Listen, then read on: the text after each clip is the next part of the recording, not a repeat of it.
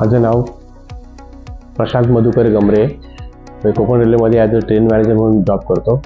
मला दिनांक 3/12/2000 रोजी मी ट्रेनमधून चार्ज घेत असताना घसरून पडलो आणि मला एल्बो फ्रॅक्चर असं मला हे केलं. पण तेव्हा माझी काही मुवमेंट होत नव्हती. पण माझ्या डॉक्टरांनी मला न्यू इरा हॉस्पिटल डॉक्टर दीपेश दौलतानी यांच्याकडे मला रिफर केलं आणि मी इकडे 5 तारखेला आलो. 5 तारखेला आल्यानंतर माझं इमर्जन्सी सगळे इथलं स्टाफ आणि सगळे नर्सेस यांनी माझं इमर्जन्सीमध्ये सगळं उपचार अतिशय चांगल्या पद्धतीने केले आणि मला दिनांक 8/12/2025 रोजी ॲडमिट करण्यात आलं आणि 9/12ला माझं ऑपरेशन झालं. ऑपरेशन झाल्याच्या नंतर दुसऱ्या दिवशीपासून मला माझी हाताची मुवमेंट जी होत नव्हती ती माझी चांगल्या पद्धतीने व्हायला लागली.